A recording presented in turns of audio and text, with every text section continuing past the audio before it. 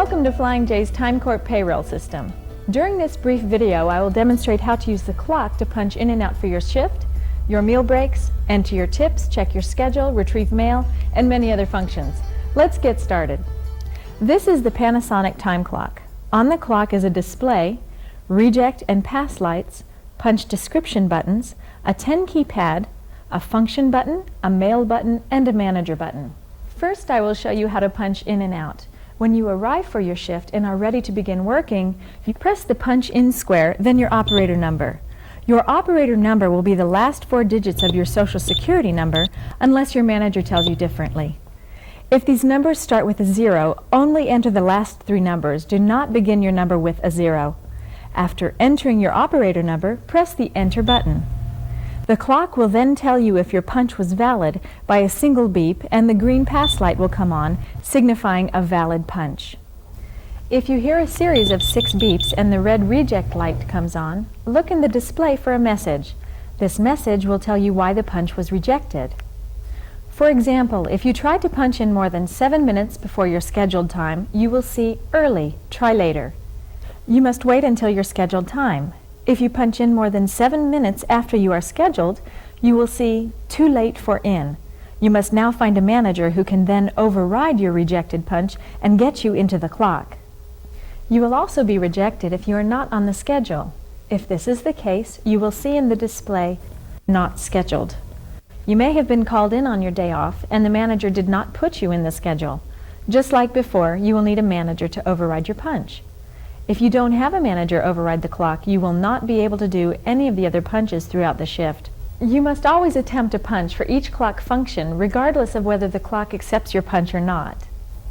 The next punch is for your meal break. When you are asked to take your break, you go to the clock and punch the square labeled Meal. Punch in your 4-digit operator number. Check to make sure your punch is accepted. The only reason for a punch not being accepted will be if you forgot to punch in at the start of your shift, or you didn't get a manager to override your punch in time. You will see on the display, Not Logged On. Once again, you need a manager to do an override to log you on for the day. The next punch is when you punch back in from your meal break. To punch back in, simply press the meal square again and enter your operator number. The time clock will make sure that you take 30 minutes for your meal break.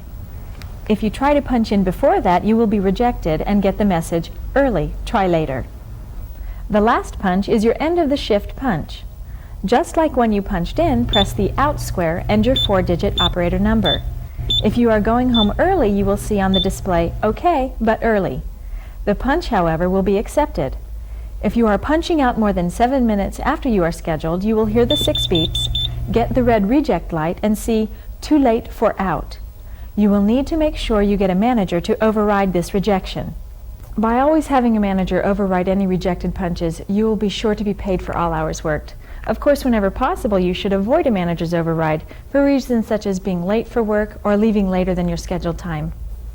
Remember to always attempt a punch, even if you know it will be rejected. If your job code is listed as a server, you will be asked to enter the amount of tips you earned for that shift. Type in the amount of tips you earned and press Enter. The rest of the messages will be the same as just described. Now that you know how to punch in, let me show you some of the features of the time clock. The first is mail. Many times your manager will want to get a message to you. This message may be about an employee meeting that has been scheduled, a birthday greeting, or some other reason. Regardless of the reason, it is always very important to check your mail anytime the clock shows that you have mail. To read your mail, simply press the Mail square and your 4-digit operator number. The display then shows you your message and eliminates the mail message from your file. Next is the Function button. There are 6 options in the Function program. To access these functions, simply press the Function button, your 4-digit number, and the function number you desire. The first 2 functions, Tips and Sales Declaration, are not used. As we just mentioned, if you are a server, you will automatically be asked to enter your tips earned. I will now describe the other 4. Function 3 is to recall the punches from today. The most common use would be if you tried to punch back in from your meal break and it says you are early. Simply recall your punches and it shows you what time you went on your meal break. Add 30 minutes to that time and you will know what time to punch back in from your meal break. The next function, number 4, is period to date hours. This function will display how many hours you have worked so far in the pay period, including any worked so far today. Use this function to check with your personal records to make sure all your time is recorded properly. If there are any discrepancies, see your manager. Function number 5 will show you the hours you have worked today. Once you have punched out for the day, use this function to verify your hours worked with what is in the clock. The last function, number 6, will show you what your schedule is for the day. This function will be helpful if you try to punch in and it says, "Early, try later." You may have misunderstood your schedule or it may have been changed. Using this function, you can determine exactly what time you are scheduled to work. This will also help if you get the message, "Not scheduled." If you are not scheduled, the display will go back to the main message. Again, you may have misunderstood your schedule or it may have been changed. See your manager if you have any questions. So that you don't have to memorize the functions and their numbers, just press 7 and the display will scroll through them and show you what they are for. Thank you for your time today, and just remember, always attempt to punch, get a manager's override when necessary, and always ask questions if needed.